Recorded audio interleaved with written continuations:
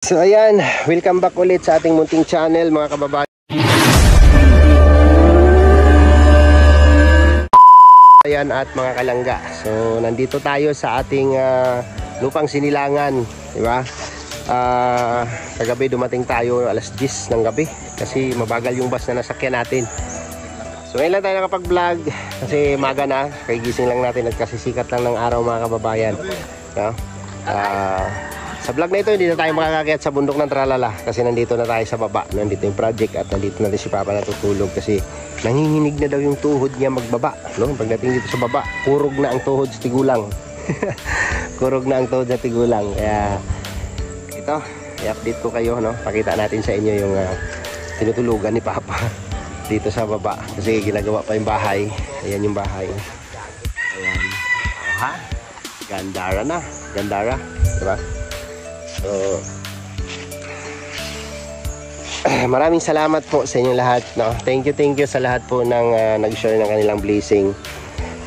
Maraming salamat, no, sa mga gusto pa pong mag-share ng blessing para sa ating house project, no, para kay Papa. Bukas pa po yung pintuan natin, no? Bukas po yung pintuan natin sa mga gusto pong tumulong sa atin sa project natin, no? Pabahay project. So maraming salamat po sa inyong lahat, sa mga nagpaabot, no, sa ating Anonymous Tita. Dalawang beses na nagbigay si Anonymous Tita, no? No mention name, alam nyo na po kung sino kayo. Maraming salamat po, Tita, at napakalaking bagay, napakalaking tulong po yan sa ating project. Tapos si Auntie Cresley Kenler, no? Auntie Cresley Kenler, daghang kaayong salamat sa imong gihatag at nakatulong din po yun sa hollow block, materials, lahat po yun bumagsak po dito. So pinadala ko na po yun sa kanila nung nakaraan kasi sobrang busy po talaga namin mga kababayan, grabe. Yung itinerary po namin ay dikit-dikit po, no? Tapos hinahabol po namin bago mag-birthday si Dudong ay makabalik kami ng Camarines Norte. So mag-isa lang ako ngayon pumunta rito kasi gabi na kaming nakababa, no, from Bukidnon. Kaya hindi na ako nagyaya na pupunta dito ang buong team kasi alam nyo naman ang lugar namin, no, medyo dangerous. Dangerous. At least ako lang ang pupunta at kabisado ko ang lugar. Nag-commute na lang ako from Cabacan to Pigawayan. So sila naman ni Dodong, salamat sa ating yung nagmamahal din po sa Rosel, no? Thank you po kay ate, no, na Ilongga, taga Tacorong, at pinatulog, no, sa tutulugan nila ni Dodong kagabi sa Makilala. So wala ako doon, no, mapansin nyo siguro yan, wala ako sa mga vlog doon kasi yun talaga target ko na makakuha ako ng konting oras dito. After nito pabiyahin na rin ako papunta Makilala. So target ko ngayon maabutan ko yung feeding program doon para kasi kailangan din tayo doon, no. So thank you so much. Sino pa ba? Tita Emerald Green, daghang kaayong salamat, no, sa 5,000 Tita Emerald. Ako kay itong tabang sa imong ipadala, no. So thank you so much sa inyong lahat, no, sa mga nagbigay. Kay Maring Heidi, no, Maring Heidi, salamat din po sa iyo. Mayroon kang donation dito. Isang poste daw kay Maring Heidi dito, no. Isang poste. So okay lang Maring Heidi, ayun na yung bahay, formado na siya. So konting angat na lang yan, mapuporma na yung bintana, tapos magbibim na kami paikot, tapos ang kasunod yan bubong na. So yun na naman ang susunod natin problemahin kasi yung budget ngayon na binigay ko ay hanggang pag-angat na yon, hanggang beam, no, makapaikot na tayo. Tapos yung kahoy, nag-advance na rin si Utol doon sa kahoy na tatabasin niya, so titistisin niya para sa ating trusses. So ang susunod nating pag-iipunan mga kababayan, mga kalangga, ay yero. Bayad na rin po yung ating 2 linggo para sa ating karpintero. So ang susunod nating pag-iipunan, makabili tayo ng yero, tapos makapagbubong, no, yung bayad sa kahoy na pahakot, yun na lang ang problemahin natin. Tapos isang load lang muna na buhangin yung pinabili ko kasi so, sa lahat sakto lang lahat, no. So thank you sa inyong lahat. So ngayon po ay dito si Papa. Ayan. Ganda ng lugar dito mga kababayan, no. Kahit dito tayo sa baba, at least kita pa rin natin yung kabundukan, no. Parang similarity sa similarity sa tawag nito, Bukidnon, no? Bukidnon, napakaganda ng mga ano. Ito yung sinasabi ni Papa na pag tumingin ka, bangga yung paningin mo kasi bukid. Nung doon sa Camarines Norte, sabi niya, diretso ang paningin daw. Kasi wala masyadong bundok doon. So dito napaligiran tayo ng bundok. At dito tayo sa baba ng baryo, no? Barangay Renibon. Dito tayo sa baba. So ito po yung bahay na tinutulugan ni Papa. Ayan. Kung ano to, tangkal ng baboy to, no? Tangkal ng baboy itong tinutulugan ni Papa dito. Kasi hindi ka na kayang umakyat doon sa bukid. So dala niya rin po yung mga kuntong gamit niya dito. So tingnan natin siya. Ayan. Ito sila nagluluto. Ito sila nagluluto at mayroon ditong tawag ano, inihaw na manok na native. Pitso ng native na manok. Tapos kanin. Tapos yung ulam. Uy, may tira pa yung adobong manok. Adobong native chicken. Ayan. Grabe yan. Ayan yung bahay. Ayan. At dito si Papa natutulog. Ay, grabe. Okay, bahay mo ah. May ano, may pakainan ng baboy, no? Tangkal po ito ng baboy, guys, no? Kung ano nyo. Ayan po yan, no? Dating tangkal ng baboy, no? Ginawa nilang tulugan. Musta ka diri pa? Amay man. Pero pigado. Pigado ang tulugan? Nagkuhan lamil sa gihulaman sa nako ning kuan tangkal sa baboy. Gihulaman ng tangkal sa baboy. Tangkal sa tree, temporary kay. Atrasado mangun ito pagitas babaw niya. Magbahada rin magbigamo sa mga panday. So kaya siya dito nag-stay kasi siya yung minsan nagluluto pagka busy si Brad Tata. Para sa pagkain ng ating mga karpintero. Libre kasi ang kain, no, ng karpintero. 500 yung araw, ginawa na natin 600 kasi pamilyado rin po yan, no. No, kapirasong ano lang, katre. Ito pa yung bag ko no. So maliit na katre lang, no. Kung si Tata diri matulog unsa inyong posisyon? Yun na, dito na ko suot. May nang tulog na ko pagliso niya. Masanda yan. Ang tuhod niya, magtikungkong niya, maigo nga akong litulog sa bunto na ko. Isturbo pa, tulog ng tawanan niya. Niya tulog mo sa ganaw niya, sige gagok, ganyan nga bawa niya, mukalit lag. Ito na po rin sa aking dugan. Grabe. So ito po yung temporary, hindi naman ito temporary na tulugan ni Papa. May dingding tapos tinawan ng trapal dyan. Tapos si Tata, asa mo siya katulugan dito sa imo, Brad? Dire gapon? Tabi-tabi kayo dyan. Tabi min, yung habol pati nakabaho, yan nalabay. Lapit niyo sa ilog dito. Anong naman? Sobrang busy siguro, no? Grabe. So, ayan. Tangkal ng baboy, no? Magmasa siya dito. Siminto. Alasing ko pa dito na siya. Hindi ko po magawas na rin. Huwag lang ininit tubig. Ako nakarebyuhon.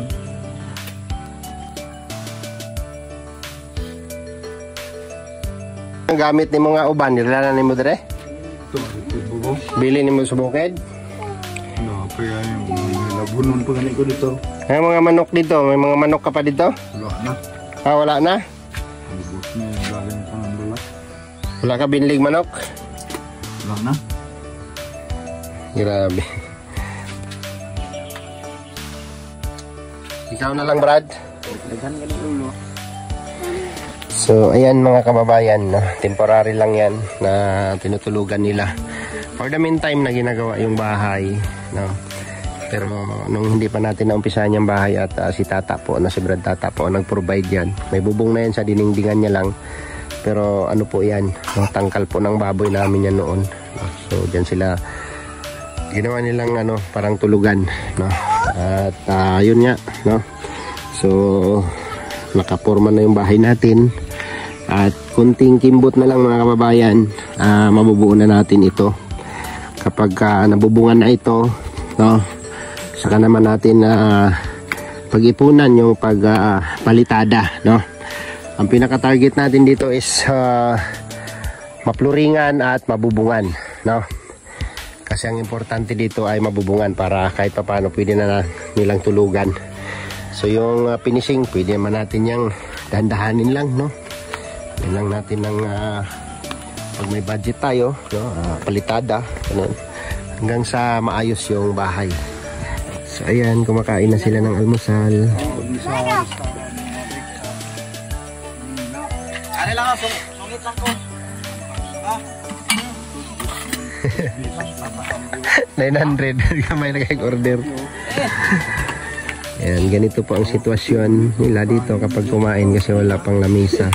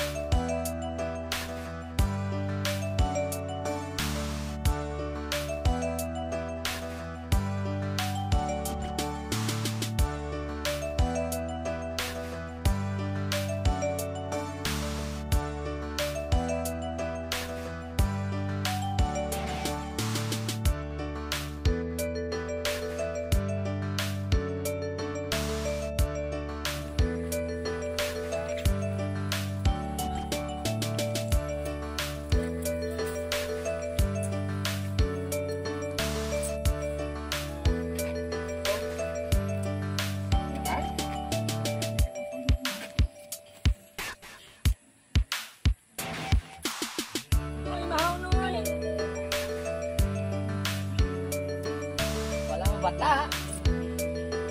Basa noy.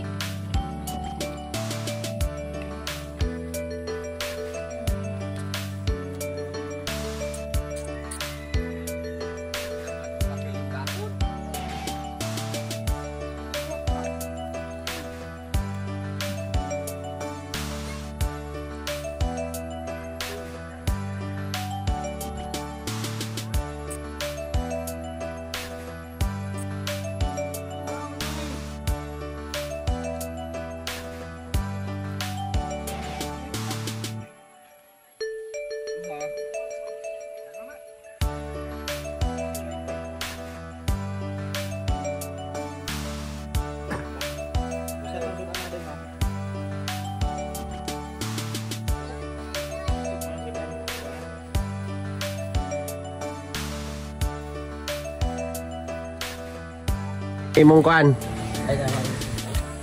Sa imong masulti. Mo balik na ko. Salamat. Ako na lang may balumag dito, magdugang istorya kaya ako. Nagagawas ba na ako puros na tinuod. Tinuod. Namun ko'y hilig sa politika ba? Ilang. Politiko pa ko, maay kong istorya. Sinsya na kay wakoy oras nga mag-stay dire. Ano lang. Wala akong time na mag-stay na makasama kayo ng ilang araw kasi gamit kayo ang adlaw na mo, no? Gamit na gamit yung araw namin sa mission namin ngayon. Na namin dire sa Mindanao, naglibot-libot. Layo na kayo naabot.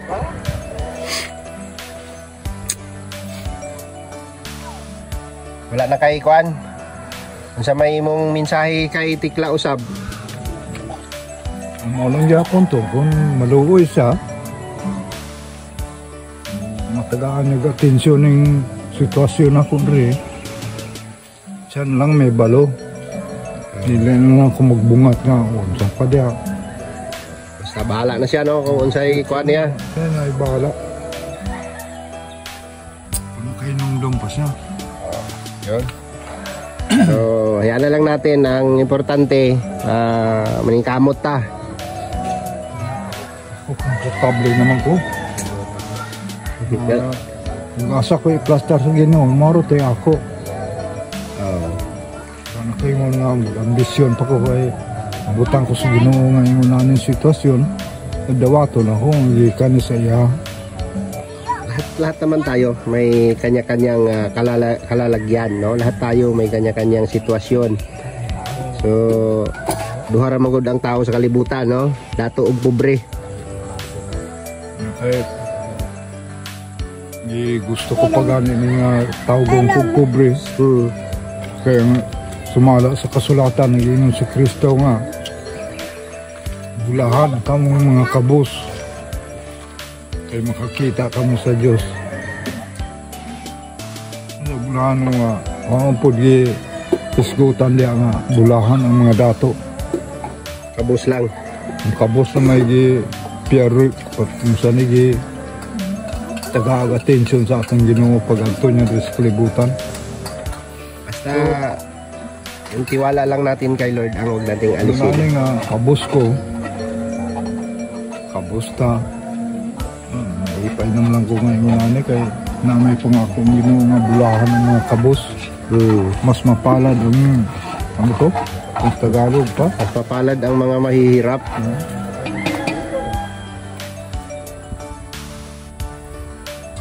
Ganun lang talaga ang buhay, no?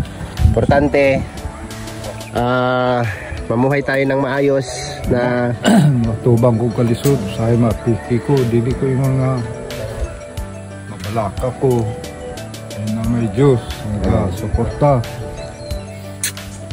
Basta ang masasabi ko pa hanggat kaya ko, no? Hantod kaya na ako, no? Hanggang kaya ko, hanggang saan ang kaya ko gagawin ko para sa iyo, ha? Habang buhay ka pa, no? Sa imong trabaho karon ay yung kalinting Ginoo ay nasa kanunay sa loyo na to wala kanya pasaglan. Tanaw ng Los Angeles na mga dato ang nagpuyo di unsay na resulta sa ilaha. Hindi kasi sila naniniwala ng Panginoon doon. Isunog ang tibok syudad ang wala lang matandog dito ang simbahan. Ngay simbahan, walay kasulod. Ano masasabi mo doon sa ganung mga pangyayari pa? Isilutan sa Ginoo? Silutan nila sila sa Ginoo kay itandog sila. Isunog ang tibok syudad ang simbahan ng bilin. Mga dato, ito kapuyo dito pa, mga dato. Mga mayaman nakatira doon. Walay kapuyo dito nga pobre.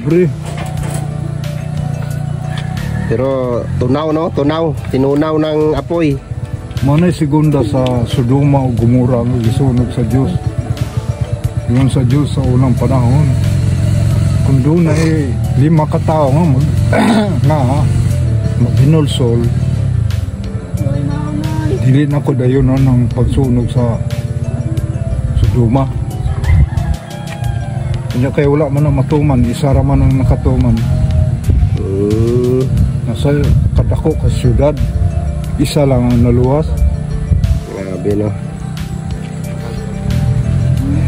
So basta ang ato lang aning kuan nga pagsalig lang sa Ginoo, no, yung tiwala lang kay Lord yung kailangan natin kasi sa hirap ng buhay natin kailangan natin magiging positive mga kababayan, no.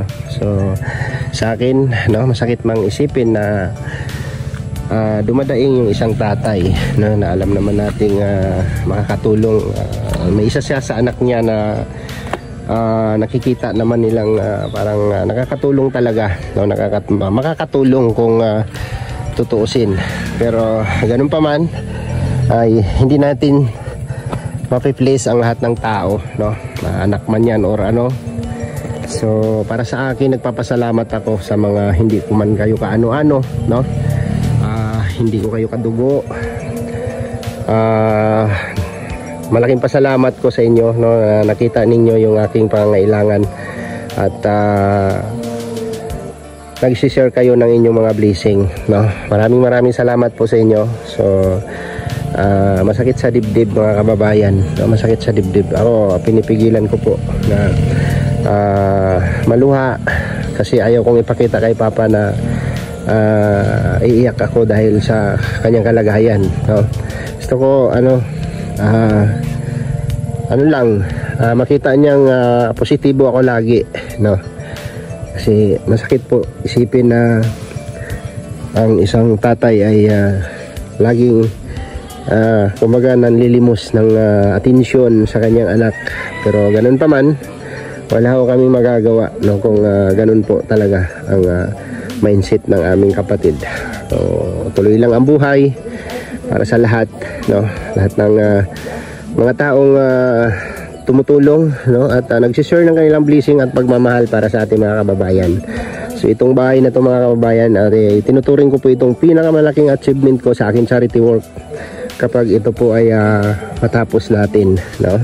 Salamat po sa nagiging party dito, no, nagiging part kayo ng pabahay natin na ito. Sa ayaw magpabanggit na sponsor natin, party kayo, no, isa kayo sa part ng bahay na to. Kay Tita Emerald Grain, isa rin kayo sa party ng sa part ng bahay na to. Kay Auntie Tita Chrisley Kenler, party kayo ng pabahay na to, no. Maraming salamat sa inyo, sa inyong lahat, sa lahat po ng tumulong at nag-share ng kanilang blessing dito po sa ating pabahay project kay Papa. Maraming salamat po sa inyo, and si Lord na po ang bahala sa inyo, no. Siya na po ang bahalang magbalik sa kabutihang loob, no, sa inyong mga napakagandang ginagawang pagtulong, no, lalo na sa aming lahat, sa mga kasama ko, ayan, especially kay Dudong Ruel, no. Sa mga nagmahal kay Dudong, thank you sa inyo. At nandiyan kayo, no, patuloy na nagmamahal, na sumusuporta kay Ruel of Malalag para sa kanyang advokasya. So kami na nakapaligid kay Dudong Ruel ay umaalalay lang sa ginagawa ni Dudong, no, sa lahat ng mission ni Dudong. So God bless po sa lahat. Sa mga minamahal kong mga viewers, maraming salamat po sa inyong lahat, sa mga nanonood na hindi po nag-i-skip ng ads. Thank you so much po, at God bless po sa ating lahat. Huwag niyo pong kalimutang i-like at i-share ang aking video, no, at mag-like, no, sa mga hindi po nag-i-skip ng ads. Thank you so much po sa inyong lahat, and God bless po, no. Ingat po ang lahat. Bye bye, and see you next vlog mga kababayan. Bye bye po.